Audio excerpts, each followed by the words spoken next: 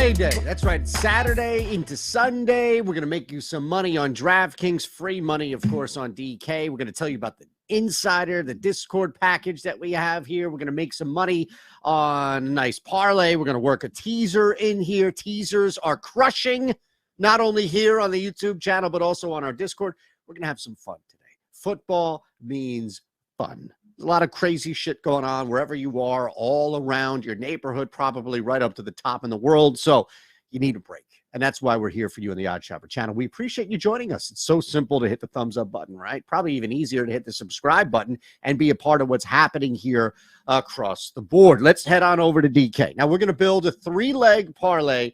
And this is all about one thing and one thing only.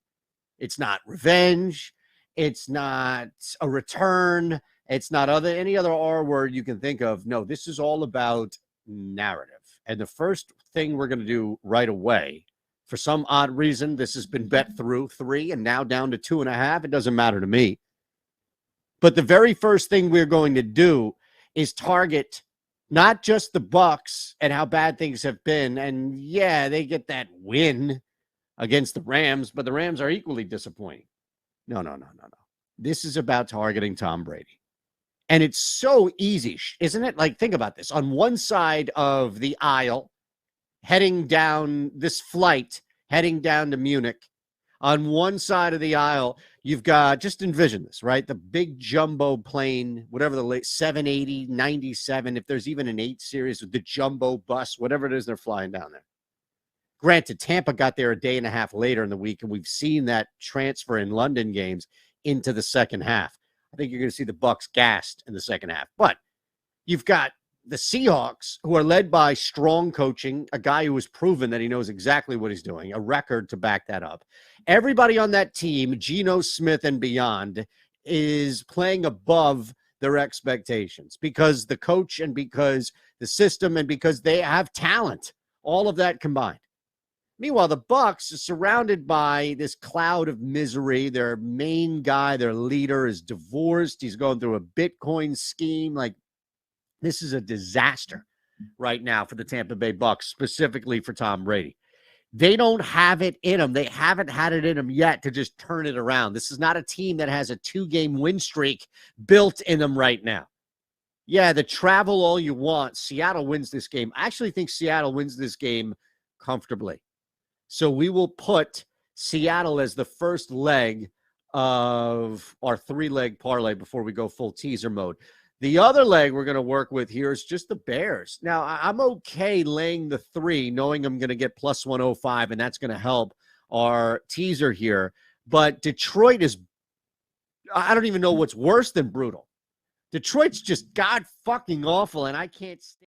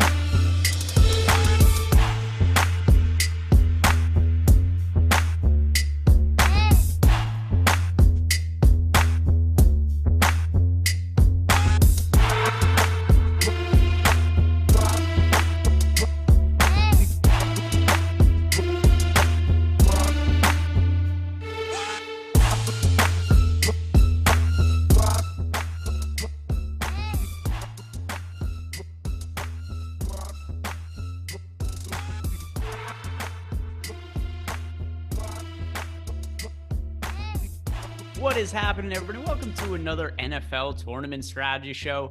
It is going to be myself and Millie maker winner. I don't know why that one really twisted my tongue there, but it did. Millie maker winner Neil Orfield, as per usual. Saturdays, we go through DraftKings, we go through FanDuel, and talk about all of our favorite tournament plays on the slate, how we're going to be approaching tournaments for this weekend's games.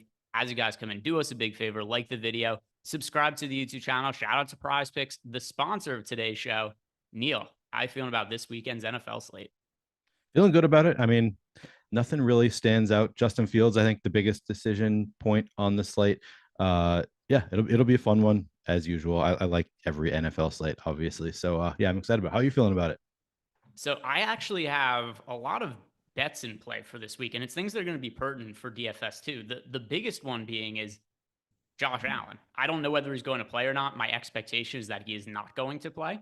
I bet your Vikings plus 7.5 early in the week. The line is now moved to 3. So I do feel pretty good about that line movement. But also, Josh Allen, I'm fairly concerned about this elbow injury, just based on kind of what we've seen about the team. He hasn't been practicing this week. And this has been a go-to stack for us, the Buffalo Bills. Josh Allen, Stephon Diggs, Gabe Davis is being a boom bust wide receiver option at some point. And I do think that's just a reasonable place to start on the slate because it is something that's going to impact in such a big way because Josh Allen, whether he plays or not, is pretty impactful. But then also it has a big impact on Stephon Diggs. Do you have any kind of read on whether he is going to play or not? And then if he does play, how concerned would you be about his elbow injury? So my lean is that he probably is not going to play just because they keep on stringing along like, oh no, it's hour to hour, but then he's not practicing. And Yeah. I don't know. I don't think they've given us any real reason to think he's going to play. They just don't want to rule him out. I think that if he does not play, it's obviously a downgrade to the entire passing game. I think that, Diggs is still in play. Like he's played with Keenum before. He had good games with Case Keenum at quarterback on the Vikings. So I think that it's, Diggs will still be in play. But obviously they're gonna look a lot worse. So it's gonna come down to, as usual, it's gonna come down to ownership. If Diggs is 1% owned, I'm gonna be over the field. If Diggs is still getting 10% ownership with Josh Allen out, I'm gonna be under the field on Diggs and the pass catchers if they're still getting decent ownership. As far as Josh Allen, if he does play, I think that I'm still treating the receivers like normal, most likely. That's a good question. Maybe a slight downgrade if he does play, because I do have concerns too. I mean, for a little while, they're making it sound like this could be a season-ending injury, like he's not going to be back for a full year. And then, of course, they come back and they're saying, hour to hour. So whatever that means. Yeah, I have the same concerns that you do. But I also assume that they're not going to play him if he is having an elbow issue. Like he's obviously very important to the team. So I think I lean towards full go. I think I lean towards full go if he does play. So what I think is probably the most likely scenario, I think he's dealing with a fairly severe injury. And to them, I think they're just weighing, like, what do we do? Do we shut him down? Do we just let him play through it? Because maybe there's a chance that the doctors might have told him, hey, he needs elbow surgery. And they said that whether he plays or not, it's a pain tolerance thing. And by the way, I'm not a doctor. I'm just kind of making some guesses here. But the thing that really stands out the most to me about the elbow injury, he was terrible in the second half last week against the Jets. He was missing wide open receivers that he wouldn't normally miss. He was basically unable to complete passes. So if I remember, because Diggs last week, I remember I had prop bets on him. I think he had something like 6 catches for 93 yards in the middle of the second quarter. I don't know if he caught a single pass past the midway point of the second quarter because Josh Allen just wasn't able to throw the football. It's hard for me to think he's going to go from that to totally recovered in the span of 1 week. So I do think the most likely scenario is that he doesn't play. But even if he does play, I'm going to be really cautious and something that's really hard to project for. So right now, if you look in our top stack stool, we have the Buffalo Bills with one of the higher top stack odds on the slate, 9.7% on DK. So that puts them 4th highest overall. And then on FanDuel, we have them at 12%, 2nd highest overall. It's just such a difficult situation to project for a player who's one of the best, most valuable players in football. And then is he 90%? Is he 40%? And then what does that mean for projection? It's so hard to put data to it. So my instinct is to say avoid him because of how bad he looked in the second half. But I thought that was an important thing just to get out of the way to start talking about the slate. But we could talk about some of the other players right now who are picking up a good amount of ownership outside of Josh Allen. And the Allen thing is very fluid. It's going to change a lot between today and tomorrow. But other QBs, the chalk, one expensive, one less expensive. Justin Fields is picking up 15% ownership on DK. Patrick Mahomes picking up 16% ownership. And then over on FanDuel, 19% ownership going to Mahomes, 14% for Fields. So it looks like these two are going to be the most popular QBs on the slate. Starting with Patrick Mahomes, how do you like him as a popular spend up option?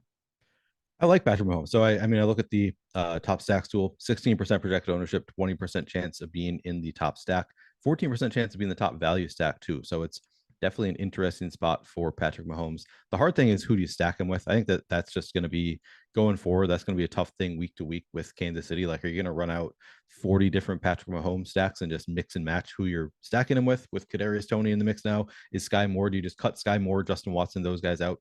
You probably can cut those guys out of your rotation. But it's still, I'm probably Kadarius Toney, MVS, Juju Smith-Schuster, obviously Travis Kelce, I think are all viable stack partners with Patrick Mahomes. So I like him quite a bit. I think Patrick Mahomes is likely to be one of my higher exposed quarterbacks. Obviously one of the highest team totals on the slate. So Patrick Mahomes is a guy that I'm going to be pretty heavy on. I think Justin Fields, I'm going the opposite way. Just looking at the top stacks tool, 14.6% projected ownership, 4.7% chance of the Bears being the top stack, 8.5% chance of being the top value stack for the Bears. So doesn't look good in the top stacks tool. If you look in the boom bust tool, Justin Fields does look better, 16.5% projected ownership, 18.2% chance of being optimal. So he does look better there, but in general, I care more about the stack than the individual player when we're talking about quarterbacks, just because it's just one more thing you need to get right. Like if Justin Fields is going to be optimal naked, then that just removes a correlation piece in your lineup and it's going to make it tougher to win. So I think that I'm going to be under the field on Justin Fields, probably over the field on Patrick Mahomes if things stay the way they're looking now on DraftKings. And then on FanDuel, let me just click over there.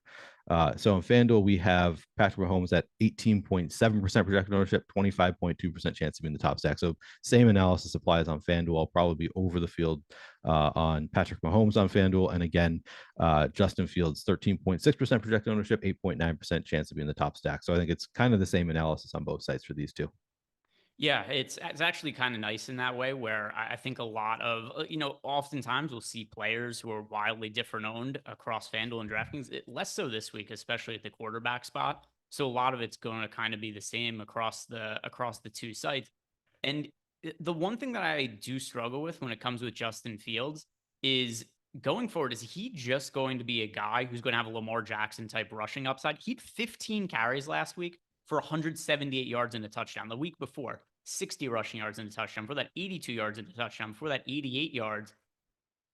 Considering that he's still priced not all that expensive, I think I'm going to be willing to play him in some naked lineups. And it's funny. You remember last week somebody had said, "What do you guys think about Justin Fields naked with Jalen Waddle and Tyreek Hill as the run back options?" I don't know if that guy ended up playing the lineup, but that would have absolutely destroyed last week because Fields is ridiculous, as were all of the pass catchers for the Dolphins, which are really only Tyreek Hill and Jalen Waddle as the pass catchers. But I think there's so much rushing upside in Justin Fields. When you see a QB go for 15 rushes for 178 yards and a touchdown, I'm willing to play him naked, and I don't have to make lineups that are stacks with him.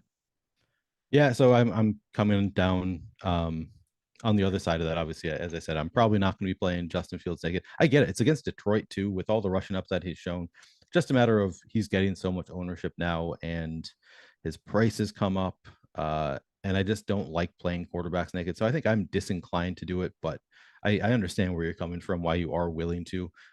Should note, I mean, the Millie Maker winner last week did have two Bears in the lineup, though. So yeah, although it would have smashed to play him, and I'm sure a lot of people played Justin Fields naked, optimally, I mean, probably not optimal, but the best lineup we saw was actually a double stack with Justin Fields, which was pretty shocking for me last week, at least. It was, if I remember correctly, it was Fields, Kmet, Mooney, and then Tyreek Hill as a running back. I don't think it had Hill and Waddle. I think it was just Hill, if I'm not mistaken. Correct. Yep. But either way, yeah, Fields went absolutely nuts, and it does seem like he's improving also as the year goes on and quickly becoming one of the better fantasy quarterbacks in the league. So that's the real chalk at the position.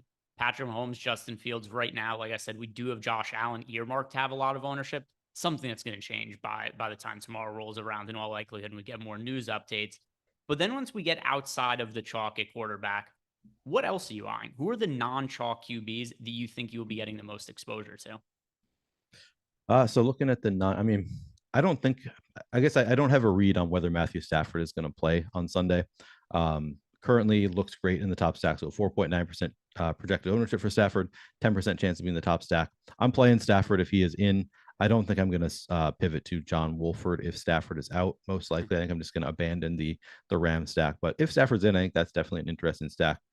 Dallas at Green Bay, 1.7% projected ownership for Dak, 4.4% chance to be in the top stack. Have to like that. I'm probably going to be going to some Dallas. You could take the other side of the Detroit-Chicago game. Jared Goff looks good, 2.3% projected ownership, 4.1% chance to be in the top stack. Chicago's defense is just about as bad as Detroit's. Obviously, Goff does not carry that running upside, but still he could get it done through the air. So I'm going to like that again. I've been on Kyler over and over, and he has largely been mediocre for me. 2.9% projected ownership, though, 3.9% chance of being the top stack for Arizona with DeAndre Hopkins in there. I'll probably take some shots at Kyler. And then jumping down, I think I'm probably going to be, and where is he on here? Trevor Lawrence. I had some interest in. I want to see if, so 6% projected ownership, 3.3% chance of being the top stack. So that's not great, but 5.8% chance of being the top value stack. And you can obviously envision a game script where Jacksonville is throwing the ball a lot in the second half. So I think that I'm going to have some interest in Trevor Lawrence as well against Kansas City, a pretty bad defense. Could see some fireworks in this game. Obviously, we expect Kansas City to put up a lot of points. So that one's kind of interesting to me. We talked about Lofty and I talked about on Wednesday. He kind of likes Jacoby Brissett, and I don't totally hate that. Jacoby Brissett, you can throw in Amari Cooper. Now we no longer have David Njoku, but Harrison Bryant opens up at 2,700 at tight end, so you can make a cheap stack on the Cleveland side and then run it back with Hill and Waddle if you want to. So that's sort of an interesting spot for me. I'd say those are the ones that jump out the page at me as guys I'm probably going to be targeting a little bit here and there. Do you have any? Do you like any of those or any others you want to mention? Yeah, I was kind of surprised you didn't bring up Tua there.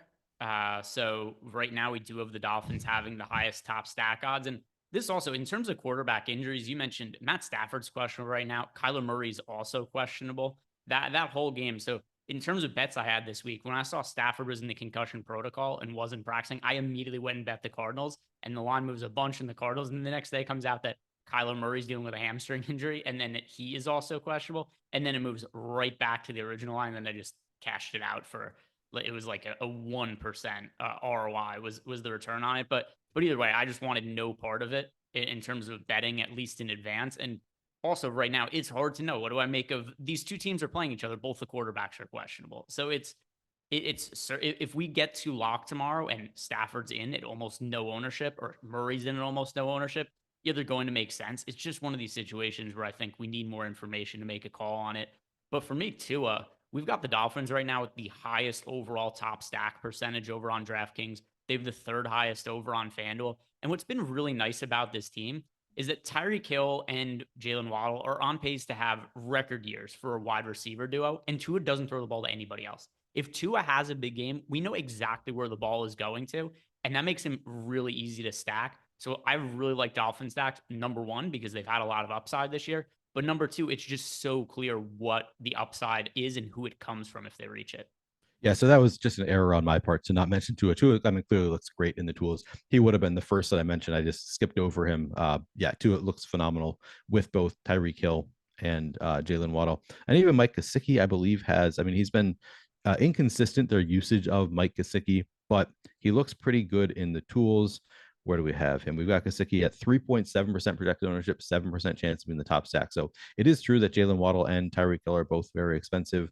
You could consider mixing in some Gesicki double stacks as well with Tua. But yeah, it's pretty obvious that Hill and Waddle, they just seem to get it done, more often than not. So I like that call quite a bit. Yeah, and some people are saying in the chat that they're expensive, which it's true, they are. But I mean, still, when I was running my just dummy build of lineups earlier, I didn't find it all that difficult to get to a bunch of Tua or to get to a bunch of Tyreek Hill or Jalen Waddle, for instance. So just for reference, when I was running lineups this morning, I got to 15% of Tua and I got to 28% of Tyreek Hill. Nothing that's finalized or anything like that, but I think it's an indication still that when I'm running lineups tomorrow, it's not going to be all that restrictive to get them in lineups together. Is there anything from a punt standpoint that you like from this slate? And if not, that's okay. At quarterback, I mean, I feel like we've talked about all of the punts that are a little bit more interesting to me. Obviously, Trevor Lawrence is kind of interesting to me. I don't think I have a ton of interest in Pittsburgh. I mean, no Chase Claypool makes it maybe a little bit more condensed, but I don't know that it's all that much. No, I think we've basically talked. Somebody brought up yesterday on the show, and I thought it was kind of interesting. Russell Wilson against Tennessee. Just if nobody's going to that combo, Russell Wilson with Jerry Jeudy and Cortland Sutton, you could consider it, but it doesn't even look that good. I mean, 1.6% projected ownership. I guess we do have 2.7% chance of being the top value stack. So some positive leverage from that standpoint. I could see going there. It's not my favorite spot in the world, but I keep on waiting for Russell Wilson to turn it around and have the kind of game that we expected coming into this year. I don't know if it's happening this week, but I guess it'd be worth taking some shots there. Oh, and Minnesota. I didn't even talk about my own Vikings. 1.1% projected ownership for Kirk Cousins, 3.5% chance of being the top stack. Obviously, Justin Jefferson looks good. And now we saw TJ Hawkinson was very involved last week. I don't know if we can expect that going forward, but I might take a few stabs at the Vikings as well. Yeah, the Vikings go up against Buffalo. Also another one where it's going to be interesting to see what happens with Josh Allen, because I don't want to force run backs in any kind of Viking stack if Josh Allen is to be ruled out. And all the at least the way people are betting the game, myself included, seems to be with the expectation that there will not be Josh Allen for the Bills. So as a reference, Bills getting through usually some of the highest totals on the slate. We have a 49.5 total in the Miami Cleveland game, 50.5 in KC Jacksonville, 48.5 in the Chicago Detroit game. Every other game is a total 45 and lower, and 42.5 for the Buffalo Minnesota game, one of the lowest on the slate. So not that many games that are expected to be high scoring. But let's see what happens to some of these injury news. I can't remember a slate where we had this many quarterbacks that were questionable on a Saturday. I didn't even realize that Kyler was questionable, but yeah, it'll be interesting to see what happens tomorrow. Obviously, you downgrade all of those passing games if the quarterback ends up out. Yeah, and if you guys want access to all the tools that Neil and I are talking about on the show, there's a bunch of ways to get cheap access to them. For starters, if you've never had a Stokastic Plus membership before, signing up for the first time, you can get 3 days free access just to check out what we have behind the paywall. But also, we've got a partnership with BetMGM right now. And if you guys have not signed up to BetMGM yet, click on the link below. And when you sign up, you get 2 free months of a Stokastic Plus Platinum membership. But wait, there's more, Neil. There's even more, because you also get a risk-free bet of up to $1,000. So let's say for this weekend, you're convinced Josh Allen isn't going to play, and you think the Vikings are a great bet. You could put $1,000 on the Vikings, and even if they lose, you'd get refunded that money with risk-free bets. But you don't have to bet that much. If you just want to play $10 and get the 2 months of Stokastic Plus, you could do that as well, because that is all you need to make is a $10 deposit at a minimum to get the 2 month Stokastic Plus. So a lot going on with our deal here with BetMGM. You get up to $1,000 risk-free bet, and of course, 2 free months of Stokastic Plus Platinum. Let's move on over to the running backs, and it would have been really helpful if during that read I was doing, if my browser didn't crash and I didn't lose all of the ownership on the running backs. But just going off the top of my head, I'm trying to remember who. You want me to read off the high owned guys? Yeah. Okay, I remember. Or salary? Okay. So there's two running backs who are picking up a considerable amount of ownership heading into Sunday. Dameon Pierce and Travis Etienne. These are the two young running backs that have been thrust into bigger roles that we're now seeing really pick up ownership as well. Saquon Barkley not far behind. So I guess we could group those 3 guys together. They're also kind of in different price ranges. Barkley being one of the more expensive running backs on the slate. Then we had Etienne kind of like upper mid-range, and then Dameon Pierce, more of a mid-range running back. So starting with Pierce, who is the most popular, but also the cheapest, how do you like him as that mid-range type running back play? Yeah, I mean, Pierce, just looking at the boom bust tool, looks phenomenal relative to ETN. So it's the same thing with the top 2. Pierce looks great. ETN looks negatively leveraged in our tools. We have Pierce at 25% projected ownership, 33% chance of being optimal. That looks phenomenal for Pierce against the Giants. Pierce has been more involved in the passing game than he was early in the year. He obviously rushed for over 100 yards last week, looked really great in that Island game. Pierce looks great. I think I'm going to be playing plenty of Pierce, probably above that 25% that the field is coming in at. Travis Etienne looks not as great, 22% projected ownership, 12% chance of being optimal. So we just have some negative leverage on Etienne. That price has come up from around 6,000 to now 7,100. Obviously, playing against Kansas City, we could see major fireworks in this game. You can also include Travis Etienne. I talked about how I do like some Trevor Lawrence stacks. I'm going to include Travis Etienne in some of those stacks. So I'm not like full fading Travis Etienne. I think I will end up under the 22% we have the field projected at. But he's a fine play in a game where Jacksonville is going to need to probably score some points to keep up with Kansas City. I think that Travis Etienne will be involved. Obviously, even if they get behind, he's involved enough in the passing game. So, he's a little bit game script proof, but still just the ownership is a little bit much for the price tag. So I'm probably going to be underweight to the field on Etienne and over on Pierce. Yeah, I think that for me, it's pretty clear looking at the tools we have on the site, what it is that our projections are showing here, which is Saquon Barkley, about fairly owned, somebody who is picking up ownership. It seems warranted by the field. And then in terms of Damian Pierce, he looks under owned on both DraftKings and FanDuel, despite the chalk going to him. We have him as being somebody who's really, really likely to be optimal. North of 20% over on FanDuel, close to 30% optimal over on DraftKings. So Damian Pierce, I'd be most apt to be overweight to the field too. Saquon Barkley even with the field, and then Etienne relative to ownership underweight to the field. And it seems like you're kind of on that same page. Yep, exactly right. Did you say Saquon Barkley as well? Do you throw him in there? Yeah, I said there were three different plays relative to ownership. Where if I did it as Pierce over, Barkley being a neutral, and then Etienne under. If I was to rank these guys, how I feel about them relative to ownership. Yep, and I see it the exact same way. And then Derrick Henry, I think you can. I mean, I guess Derrick Henry and Kamara have the exact same projected ownership. Derrick Henry is of those guys, the top four there. Also, the one that I have some interest in at 8,300, 17.5% projected ownership, 22% chance of being optimal. So I also do have some interest in Derrick Henry against the Broncos. They are first against the pass. The Broncos defense first against the pass in terms of DVOA this year, but 25th against the rush. So Derrick Henry, they already wanted to give the ball to Derrick Henry 35 times a game. Now they're in a run funnel situation. So I do like Derrick Henry as well. And they have no issue giving him the ball a ton either. So last week was a game where I think there is still scenarios where Henry, if the Titans are down, could kind of get script out of games a little bit. Because last week we saw a massive fantasy game from him, but he only had 17 carries against the Chiefs, even though that game went to overtime. The weeks before, though, in the games the Titans are leading, they don't give a shit about his workload. They're like, we're going to give you the ball every play. Other teams, maybe stop it, maybe you won't, but we're not going to stop giving the ball to Derrick Henry. So 2 weeks ago against the Texans, a game where they won, 32 carries for 219 yards. The week before against the Colts, 30 for 128. And then the game before against Washington, where he was terrible efficiency-wise, he still carried the ball 28 times for 102 yards. So if there's a game where the Titans have any sort of lead or it's competitive, it's just Derrick Henry all day. So I think that the floor for him is very high. The ceiling also is pretty high, but it's dependent on them having the lead late in the game. And this does seem like a game that sets up fairly well for a running game script. Yeah, I like it quite a bit. I think I also prefer it if Ryan Tannehill is in at quarterback. I think he's also questionable. I prefer it just because they're more likely to be able to move the ball. Maybe he seems like more of a threat than Malik Willis to the defense, so they feel like they need to respect a little bit more. But either way, I think Derrick Henry is a solid play. Yeah, so Henry, I think, is not a bad pivot off of Saquon Barkley. I know that Henry's also picking up some ownership, but Barkley is a little bit more popular, and I think that does make sense to be overweight to the field on Derrick Henry there. If we were to get into some of the cheaper running backs, talking about guys who are in that 7K price range, so bring up Alvin Kamara, Josh Jacobs, Aaron Jones, the next tier of backs behind the Barkley and Henry on the slate. Who is your favorite of the 7K price running backs?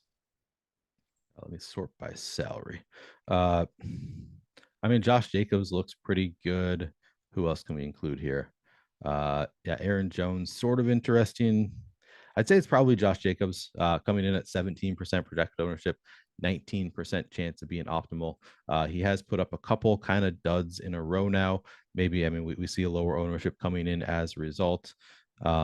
Raiders still have a 24.5 implied team total against the Colts. Colts defense has been pretty decent. I mean, they're fifth against the rush, so it's not the best spot in the world for Josh Jacobs, but he's just been getting so much volume that I think it's probably Josh Jacobs from the 7K range. Honestly, not my favorite range in general. I mean, Etienne, if you include Etienne, obviously he is probably the top pick there. Alvin Kamara, sort of interesting. I'll probably have some Kamara against the Steelers. They're haven't been the best defense in the world this year. 21st against the pass, 11th against the rush. Saints have a 20.5 implied team total. Then, of course, you're always worried about, like, is Taysom Hill going to come in, steal the touchdown? So there's that going against Kamara. We got asked about Chubb, so just on the higher end, Chubb 6.5% projected ownership, 5.5% chance of being optimal. I could definitely see going to Chubb against the Dolphins. I think that they're probably going to be, I guess I don't know. I don't know what to expect from the game there, the Browns versus the Dolphins. But I think that Chubb is certainly in play. The Dolphins have been better against the rush than against the pass is my bigger concern. But, Chubb is a guy that they're probably going to want to they're probably going to want to run the ball, keeps the game as close as they can, at least in the first half. That's probably going to be their game plan. So I don't mind Chubb as a play. Do you have any interest in Chubb? I think the biggest issue I have is I like the passing game so much for the Dolphins. And if the Dolphins score a bunch of points through the passing game, it's hard for me to imagine that would set up well for Nick Chubb. Also, I don't think I've played Nick Chubb really at all with any regularity on slates this year. He is so touchdown dependent. And if he doesn't score touchdowns, he just has shitty games. He's not really involved in the passing game. So if the team gets down, he could get scripted out of games. And then even in the run game, he puts up good rushing totals because he's been efficient this year, but it's not like he's getting Derrick Henry carries or anything like that. So the last game they lost was against the Ravens. He had 16 carries for 91 yards. The game before that, they lost to the Patriots. He had 12 carries for 56 yards in that game. He's very dependent on scoring one, if not two touchdowns, especially considering how expensive he is right now on FanDuel and DraftKings. It's hard for me to get there because I don't like to play guys that are that touchdown dependent. Yeah, I mean, he could obviously get the 100-yard bonus too, but even so, that's what, 3 fantasy points. So you're still kind of dependent on at least a touchdown. So, yeah, I see your concern there.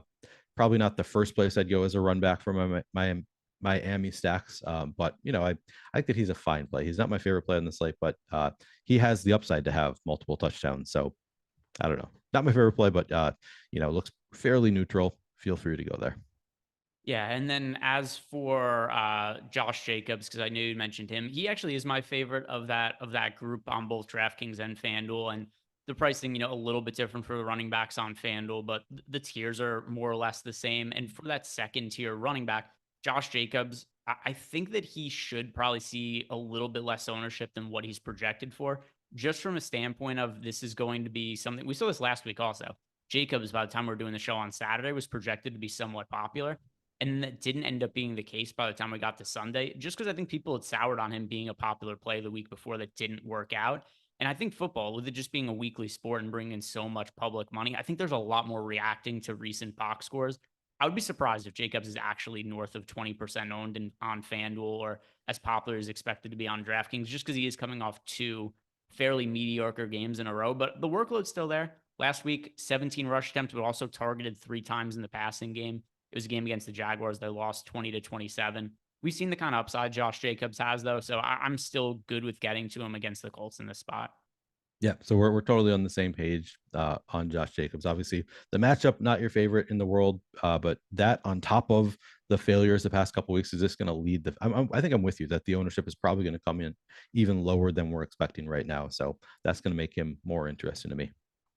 Yeah, so Josh Jacobs, that is the favorite of that upper mid-range type pricing tier for me. Now, if we're looking to save value at running back, are there any real cheap value plays that are standing out to you? Yeah, I mean, David Montgomery, love him for multiple reasons. Just looking at in a vacuum in the boom bust tool, 9% projected ownership, 17% chance of being optimal. And then you add on top of that the leverage against all the Justin Fields ownership.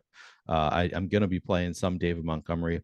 I think I'm probably going to take a few shots at Khalil Herbert as well, just because they have seemed more willing to get Khalil Herbert a little bit more involved recently. Obviously, you have that same leverage factor and even lower ownership, 2.1% projected ownership, 0.3% chance to be an optimal. So it is not a great play according to the tools. I think that they have been moving more towards Khalil Herbert though. So that's going to have a little bit of interest there. And then these Cowboys running backs, Ezekiel Elliott and Tony Pollard both look pretty good. Zeke looks the better of the two. He's 6,000 projected for 3.5% ownership, 10.7% chance to be an optimal. So I do like Ezekiel Elliott against Green Bay, which is kind of a run funnel defense. And then Tony Pollard, I'll probably take some shots there as well. 6,500, 2.9% projected ownership, 3% chance of being optimal. So very neutral, but I think probably worth playing some there as well. Any others that you wanted to bring up? Do you buy into the reports about Jaylen Warren? I do. I think that Najee Harris is just bad. Like I just don't think he's a good running back, and I think that they can see that too. I don't see any reason for them to keep going to Najee Harris. I think Jalen Warren has actually just been better. I actually picked him up. The first report that I saw of they might be benching Najee Harris, I went out and picked up Jalen Warren everywhere I could because I think that he looks like the better running back. So if the team sees it too, I think I do buy it. Do you? At the very least, he can't be worse than Najee Harris. And considering where the Steelers are in the standings right now, why not try it out and see what happens? The worst that happens is Jalen Warren sucks. And guess what? Najee Harris has sucked all year. So I would like to get a little bit more information here. But if Jalen Warren's going to be projected for just 1% ownership, and if we were not to get any more information, which looks like at least things stand right now, 1% owned on FanDuel and DraftKings, I'm cool taking shots on him in large field tournaments and just hoping that he does become the go-to running back, because it's possible that the roles get switched this week. That's what some of the reports have indicated.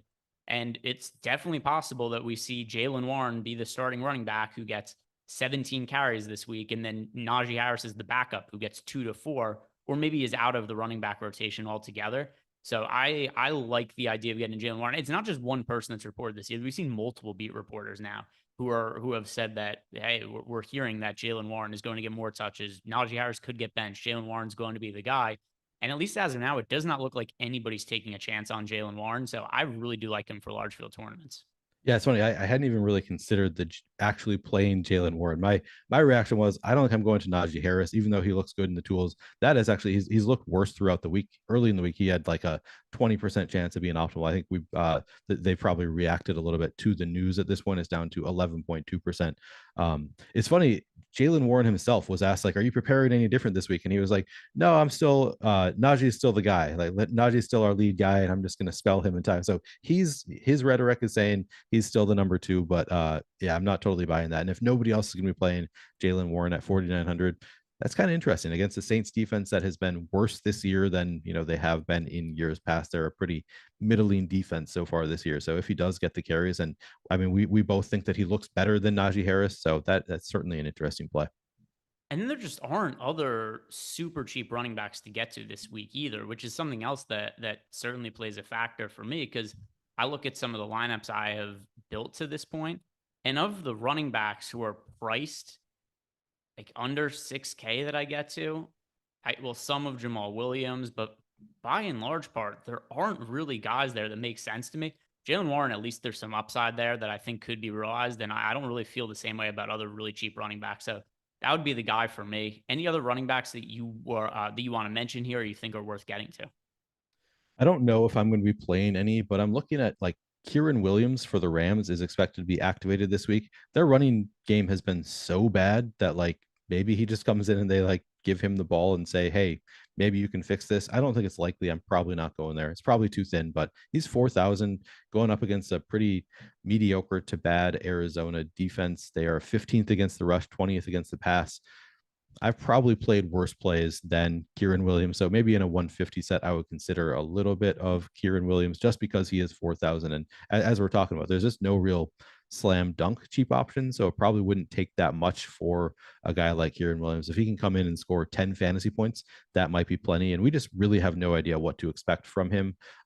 No other Rams running back has been able to make the ground game there look good. So it's unlikely that this rookie is going to come in and just like electrify and make the running game look so much better for the Rams. But if Stafford is out too, maybe they try to rush a little bit more.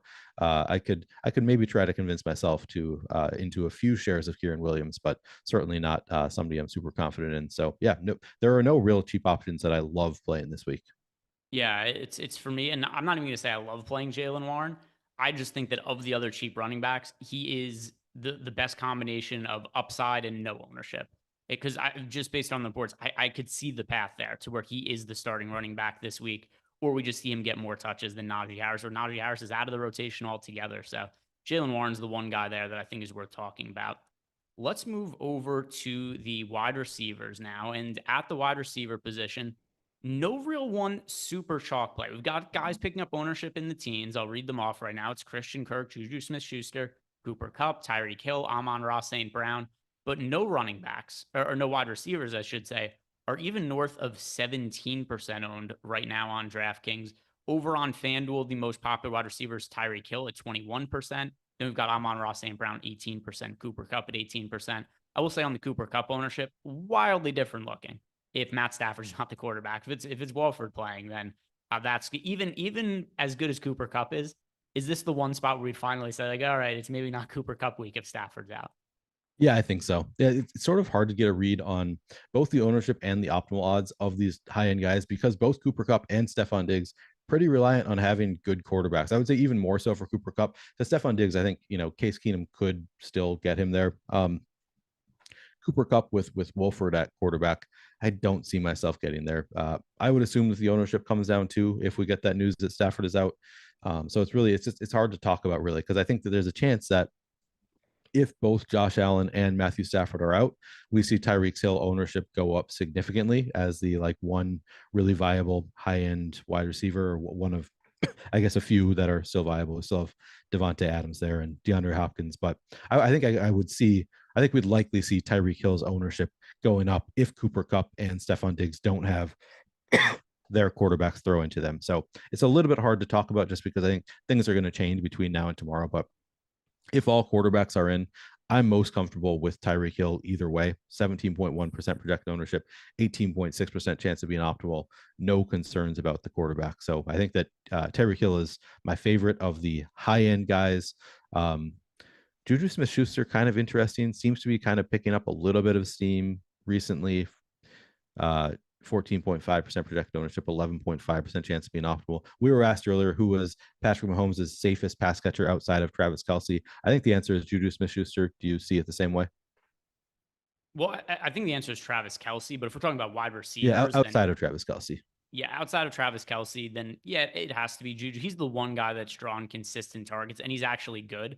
So MVS also gets targets, but he sucks. So he doesn't do much with those targets. Juju Smith-Schuster, even with Tony and Tony didn't play all that much last week. I do think we're going to see that gradually increase. But even with him in the mix last week, we still saw Juju 12 targets. That was actually a season high for him. He was targeted 12 times, caught 10 of those for 88 yards. His price is still relatively affordable, 6K over on DraftKings FanDuel at 7K. So I do think the Juju, if we're looking at double stack with Patrick Mahomes, for sure, my most used combination is going to be Kelce and Juju. Yeah, for sure. I mean, that's the obvious one. He's the one that is seemingly fairly safe. We've got a lot of people asking about Jeff Wilson. So just going back to running backs, I can see it. Browns are 30th against the rush in terms of DVOA. Jeff Wilson looked fairly neutral in the tools. I think it's hard to read what the running game is going to look like for Miami going forward, just because maybe Jeff Wilson takes over and is just the lead back and Raheem Mostert is relegated to backup duty. I think we just don't know. So it's kind of hard to read, but I think that Jeff Wilson is certainly viable at running back going up against this Browns defense. I just wanted to, because we've had multiple people bringing him up, I thought we didn't mention him. I do think that he's viable as well, but we can get back to wide receivers. Yeah, I think that sounds like are you on the same page as me that Tyreek Hill is the safest of the expensive options at wide receiver? Yeah, he's the pay up option I got to the most when I was running lineups this morning. Now, this is one of these slates where a lot is going to change because I got to a good amount of Cooper Kupp. Cooper Kupp was in, so before I said I had 28% Tyreek Hill in the lineups I ran. Well, I got to 25% of Cooper Kupp. Now, if we were to find out that Cooper Kupp is going to play. If we find out that Matthew Stafford doesn't play, well, then I don't really want to play Cooper Kupp all that much. And then Stephon Diggs, he's projected for 11% ownership right now on DraftKings. Over on FanDuel, he's projected for 10, and DraftKings he's projected for 11. So more or less the same across both sites. But that's going to come way down if Josh Allen's out. And to the point you made before, then all of a sudden Tyreek Hill, who's right now projected for 17% ownership on DK, 20% on FanDuel, does it become like 25 and 30% owned? It's hard to say, but I think that by far Tyreek Hill is the safest of those pay-up options, especially considering the concerns about the health of the other top-end wide receivers, QBs, of the ones that are picking up ownership. The one other popular wide receiver I want to ask you about, a guy who I've been playing a lot lately, and it's not been going all that well. One of my favorite wide receivers in the league still, Amon-Ra St. Brown, but he has killed so many of my stacks this year where I've had lineups where teams have just gone absolutely nuts against the Detroit Lions. And then he just gives me nothing in the run back as a player I'm getting to, but I'm still getting to a good amount of Amon-Ra St. Brown. It looks like he's popping up in a lot of my Justin Fields lineups. What do you make of him as one of the more popular wideouts on this weekend? Yeah, I mean it's one of the better spots you can ask for. Both of these teams have bad defenses, the Lions and the Bears. The Bears are 30th against the pass in terms of DVOA. So one of the worst pass defenses in the league. I think that if there is going to be a spot where Amon-Ra St. Brown does turn it around, this is going to be it. He's 6,900 now. The price tag has come down. That's nice. That's fairly reasonable. 17.6% projected ownership doesn't scare me off. I mean, we could see the ownership go up if it's my expectation, which I think it is, that Justin Fields' ownership comes up. I think that Amon-Ra St. Brown's ownership comes up as well as the run back. So that is my one concern, that we could see more there. But for the most part, I think that, the tools are better at predicting ownership than I am. So it's probably not going to be that far off what we have it at, which is, as I said, 17.6% projected ownership, optimal 17.4% of the time. About as good of a spot as you can ask for. The price tag is down as low as it has been in a month or so, at least. So yeah, I like Amon-Ra quite a bit. And I said, I'm probably going to be getting away from the Justin Fields ownership a bit, but I might be playing some Jared Goff. I might just go to the other side of that game and actually stack up some Detroit with Jared Goff and Amon-Ra St. Brown. So I'm with you there. Yeah, so Amon-Ra St. Brown. I can't quit him. He kills me. And then I build lineups the next week. It's like, oh, look, it's Amon-Ra St. Brown for me to play again. So he's reasonable price. We've seen the kind of upside he has. I still do like getting to him. The other wide receivers in the lineups I built that I'm getting to a whole lot. So I'm seeing people mention the Jaguars. And I understand the hesitancy to want to play guys from the Jaguars. Like, Lawrence has been massively underwhelming, not just this year, but also last year, and his expectations coming into the NFL, where he's considered to be a generational quarterback prospect. He's losing a lot of that shine now. But if I'm really high on the Chiefs this weekend, which I am, I'm going to need some players from the Jaguars as runbacks. And I do think Christian Kirk and Zay Jones are both cost-effective options that we could see targeted, particularly if this game ends up being one-sided. If the Chiefs are up, 28-14 in the fourth quarter, I think we're going to see garbage time points for some of these wide receivers. They're both cheap. So Zay Jones, Christian Kirk, these are two of my favorite value wide receivers to get to just because they fit into my lineups. Yeah, both look very good. Zay Jones, 4,400, 9.6% projected ownership, 13.1% chance of being optimal. Like to see that. And then Christian Kirk, as you said, where I lost him. I had about 14% projected. So Christian Kirk actually getting some ownership, but the 5,900 price tag for a very clear wide receiver one, I think that he's like the wide receiver like 10 or 11 on the year so far. I believe. And now he's 5,900 in a matchup where they're probably going to be needing to throw the ball a lot. And Kansas City doesn't have a great defense. It's a great spot for these Jaguars guys. I was asked earlier if I would be running back my Mahomes stacks, and I think I will. In most of them, at least, I'm going to have somebody from, maybe even all of them. I might have somebody from Jacksonville, just because we have Kirk, we've got Zay Jones, and then we've also got Travis Etienne who you can run it back with. So I'm with you. I'm going to be playing some Jaguars. Yeah, and then as for some of the other wide receivers, I wanted to ask you, because we said that Juju is the safest wide receiver from the Chiefs. We said that Kelsey overall the safest pass catcher. But if you were looking to roster a Chiefs wide receiver who isn't one of those guys, is it MVS? Is it MVS? Are you looking to take a shot on Kadarius Toney? Is it a scatter shot approach? What else do you like from the Chiefs wide receivers? Because we're going to be stacking this team a lot tomorrow. Both. I like both Kadarius Toney and MVS. I think those are the two that I go to outside of Juju. Not messing with Justin Watson or Sky Moore or anybody else, but Kadarius Toney actually looks great in our tools. 1.9% projected ownership, 9.2% chance of being optimal. I think that has come up significantly since earlier in the week. It's hard to know what his workload is going to be. I thought he was going to get a full workload last, I don't know, was it Monday? Whenever Sunday night, I forget. Whenever the Chiefs played the primetime game, I thought Kadarius Toney was going to be, because he had been there for nearly 2 weeks at that point. So I thought, he's probably going to have a full workload. He's probably, he understands the system, and he played a good amount in the first quarter. Early into the second quarter, seemed to be doing well, and then they did not play him, I think, the rest of the game. So it's hard to know what their plan is with Kadarius Toney. If there was some reason they pulled him out, I don't know, but I'll probably take some shots. I'm going to be doing some home stacks. I like the 5,000 price tag on Toney and the 2% ownership. Sign me up for some of that. And then MVS, I think, is the safer option of those two. 4,100 hasn't really done it this year, but the 4,100 price tag, we know that MVS has the upside for a 25, 30-point fantasy game. I think of any of these cheap receivers, he's probably the likeliest to hit that kind of a ceiling. 9% projected ownership, 13% chance of being optimal. I do have interest in MVS as well. Yeah, so it's going to be Toney for me, just based on talent. I've always really liked Kadarius Toney, and he's had such a weird career. I don't even know what to make of his time with the Giants, because at least according to him, he's deleted the tweet since then, but he gets traded and he like tweets out, LOL, I've been healthy the whole time. And it's like, what? This doesn't make any sense. And there's reports come out that he wanted to play. The Giants didn't think he was healthy enough. They wouldn't let him. But then every time he would get on the field, a couple things would happen. Number one, he made plays happen. He was really productive the times he'd been on the field, and then he would immediately get hurt almost every single time. So it was so hard to figure out what the deal was with Kadarius Toney in New York. I think this is a really good situation for him in Kansas City. And then most importantly, something that I don't think we've mentioned, Mecole Hardman is out this weekend. With Hardman not playing, there's extra opportunity. I swore off MVS. I thought I was done with this guy. But now also I'm getting to some shares of him in tournaments. My preferred option is going to be Toney for cheap. If he's actually only going to be 2% owned tomorrow, it's a very high variance play. There's so many question marks surrounding Kadarius Toney, but he might be a top.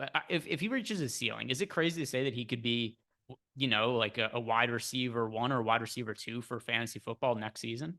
Not at all. I mean, he's, as you said, I'm with you. The talent is clearly there. Now he's in a situation where he's playing with Patrick Mahomes. None of these other receivers have really shown much this year. I had higher expectations for Juju, MVS, these guys. So I think for sure we could see Kadarius Toney come in and be the wide receiver 1 for Kansas City by the end of this year, and certainly going into next year. So I'm with you. Yeah, he's certainly interested. The only, the hesitation is we don't know what his role is going to be, what the reason is that he didn't really play for the last 2.5 quarters last week, but obviously helps having Mecole Hardman out. So more likely that he does get involved. So yeah, I'm with you. I like Toney quite a bit. Are there any other wide receivers that are really high or look like they're really high priorities to as of now? All right, let me look a little bit here. I'll say while you're looking, there was somebody I wanted to bring up, and I just also don't know what to make of him. Brandon Cooks also was in a really weird situation. He seemed very upset they didn't get traded, and then he got ruled out due to personal issues the next game after the trade deadline. He's listed as questionable. He's also apparently dealing with a wrist injury. I don't know what the deal is with him, if it's heading towards a situation where they just have to cut him because there's differences with the team, or if they're just going to work it out and he's going to be able to finish out the season there.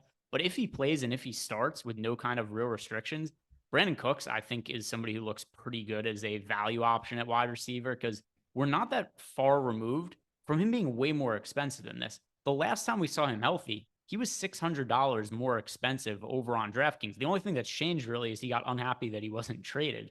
But before then, he was still a productive wide receiver with upside. So let's see what ends up happening with Brandon Cooks. He is right now cheap and not very popular on FanDuel or DraftKings. FanDuel, 6,100 projected for 5% ownership.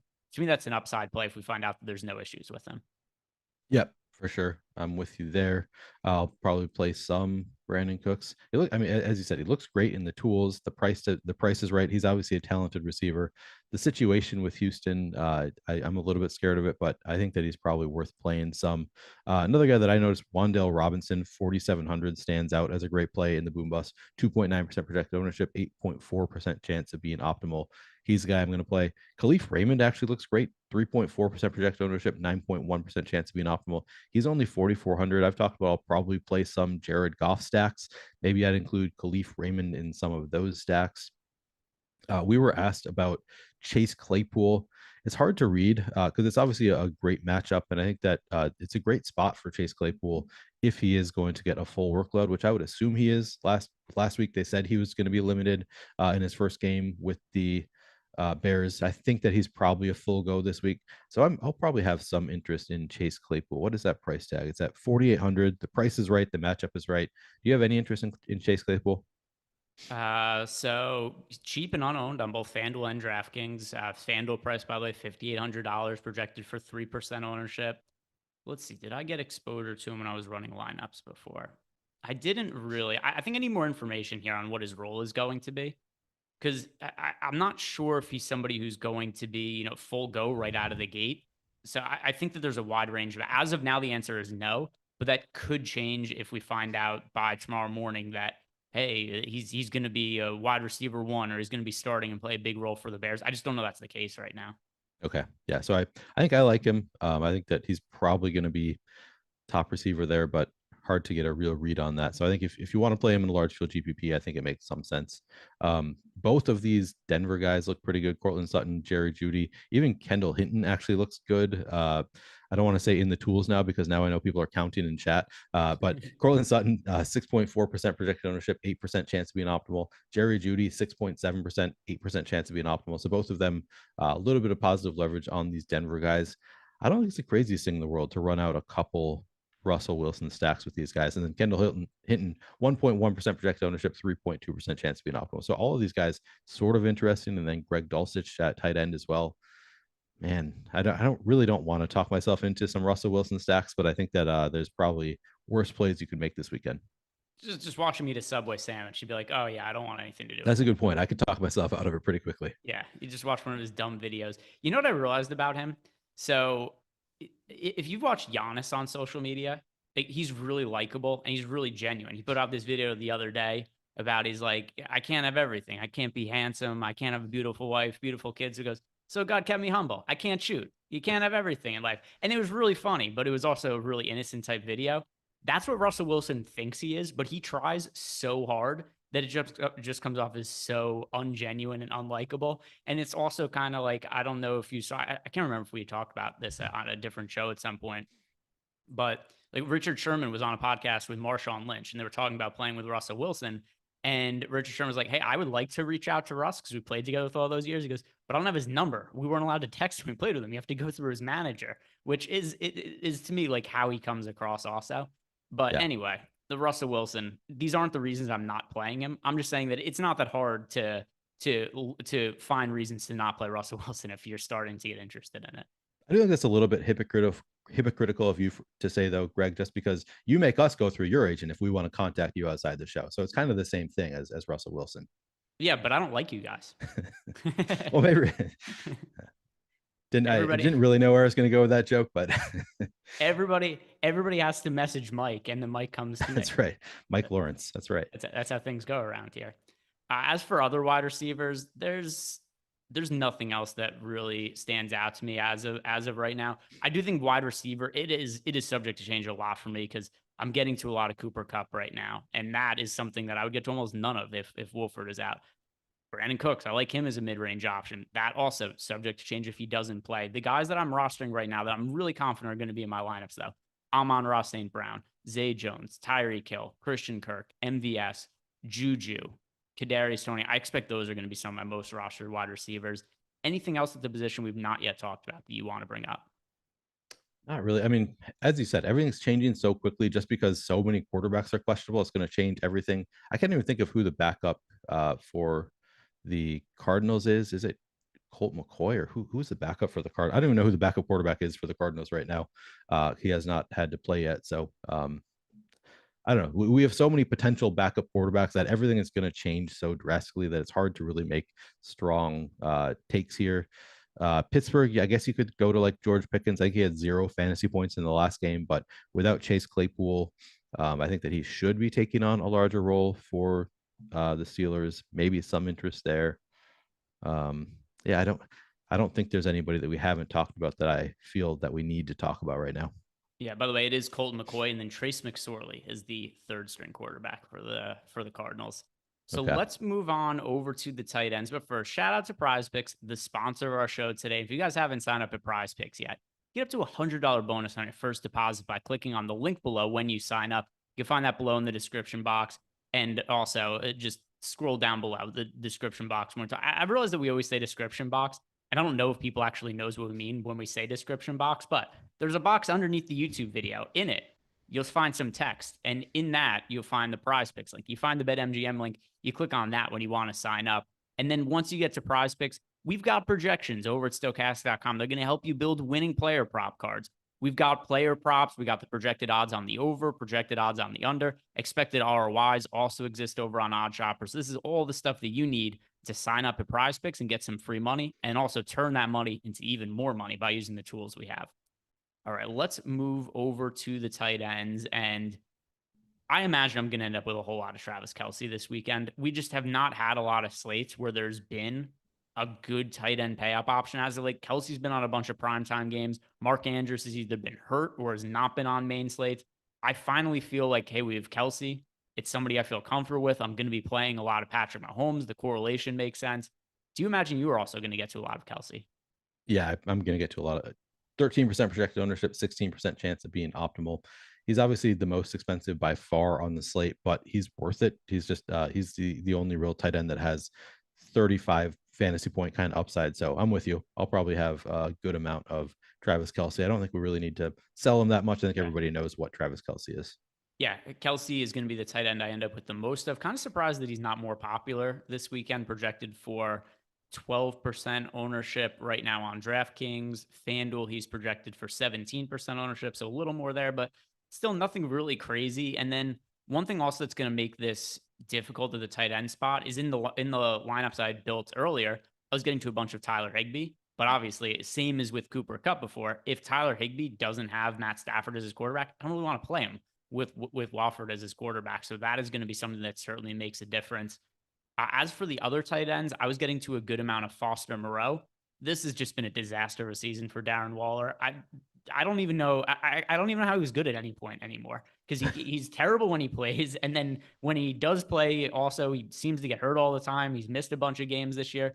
But Foster Moreau has been a cheap alternate option at tight end for pretty much all year. And we could rely on the targets there. His last handful of starts, 5 targets, 9 targets, 5 targets, 5 targets. If we're getting a cheap tight end that's going to be seeing 5 to 9 targets, it makes sense as a value option. Yeah, for sure. Foster Moreau makes a lot of sense. Looks positive in the tools, 14.3% projected ownership, 14.9% optimal. Sign me up for some Foster Moreau. I'm with you there. 3,200. The price is right. I also think we need to talk about a little bit about Harrison Bryant, just because David Njoku currently still in there in the tools. I've said it like 4 times since we said we need a counter. So David Njoku obviously it's going to change once we get him out of there. I think Harrison Bryant is going to look really interesting at 2,700. I don't know, maybe I don't know how much I'm going to get above the field. We do have him at 5.7% projected ownership right now. So I don't know how that is going to change once we have David Njoku out of there. But against the Browns, he might make some sense as a run back where you can save some salary in your Dolphin stacks. Sorry, I said against the Browns. Against the Dolphins, in your Dolphin stacks, you can use Harrison Bryant as a run back. I think that he has a potential to put up a decent score at 2,700. Kylan Granson might be interesting. I think the other, I think Mo Alley Cox is questionable. So if he's out, and then there's another tight end there, I think that there's potential for Kylan Granson to be the starter for the Colts at 2,600. Maybe a little bit of interest there. Robert Tonyan looks pretty good, 5.4% projected ownership, 8.2% chance of being optimal at 3,700. I have some interest there. Any others that stand out to you as guys we need to talk about? Yeah, so for me, I think this will be a pretty easy way to sum it up. So in terms of the players I got the most exposure to, on the high end was Kelsey. On the lower end was Foster Moreau. Now, in terms of contrarian options, there was 2 of them. One of them for me was Harrison Bryant, just as simple as he's going to play a more prominent role with David Njoku out. And it's a situation that seems like on paper, it sets up favorably for the Browns to be throwing the football a lot. So Harrison Bryant, a contrarian option that I like getting to. And the other one, Brock Wright. I think there's opportunity for him there. There's no more TJ Hawkinson on the Lions. Brock Wright is going to be starting at tight end. He was only targeted 2 times last week, but I do think that there's potential. He was also coming off the injured list last game. He had a concussion, was out of protocol. He's only played in 2 games the entire year. And I do think there's a chance for him to get a little bit more comfortable in that offense moving forward. And in some, let's say you're playing a really chalky Justin Fields stack for the Bears. If you're looking for a way to reduce some of that ownership, I think you could do worse than Brock Wright as a run back. Yeah, for sure. And I talked about liking to doing some Jared Goff stacks. Certainly makes sense in a Jared Goff stack as well at 2,700. I like that call. All right, so let's wrap. Do you have anything else to bring up at tight end? Yeah, I mean, I think TJ Hawkinson is viable at 5,300. It's not the best spot against the Bills, but he was very involved in his first game with the Vikings. I could see that continuing. So don't mind going to a little bit of TJ Hawkinson. I don't know if I'm going to go there, to be honest. The price tag 5,300. I think he's the second most expensive tight end. So a little bit tough to get there, but I mean, the field's not expected to get there, and he did play a lot. The first game with the Vikings was very involved. So you can consider some TJ Hawkinson. I think we've covered the most important tight ends here. All right, so then it's time to wrap up the show the way we normally do, Neil. If you're playing one lineup in a large field tournament and you could only make one stack, what would be the quarterback you go to and the pass catchers in that lineup? I'm going to go to Patrick Mahomes with Travis Kelce and Kadarius Toney. All right, so that was going to be mine. Oh, I thought I was leaving Miami for you. I thought they were going to be yours. I mean, I could do Miami too, but when I was running lineups, I got to a lot more Mahomes than I did to Tua. I'm well overweight to Tua, but I am to Mahomes as well. So I'll still do the Patrick Mahomes. I'm going to add something in here though. So for runbacks for me, because I think I'm going to be making a lot of lineups that have 2 pass catchers for the Chiefs and also 2 Jaguars on the run back. So for me, I'm going to say Mahomes, Toney, Kelce, but then also running it back with Zay Jones and Christian Kirk. And the other one for me also just 2 at a Tyreek Hill. It's been cash money all year. So 2 for the price of 1 right there, just because Neil and I had the same ones lined up. But guys, thank you very much for watching. If you didn't do it yet, do us a favor, like the video, subscribe to the YouTube channel. Lots more content on the YouTube channel today. MMA Live Before Lock, which I'm going to be hosting. We got the NBA Deeper Dive, NBA Live Before Lock. We've got all the sports covered here. Check it all out. Subscribe to the YouTube channel. Enjoy the rest of your weekend.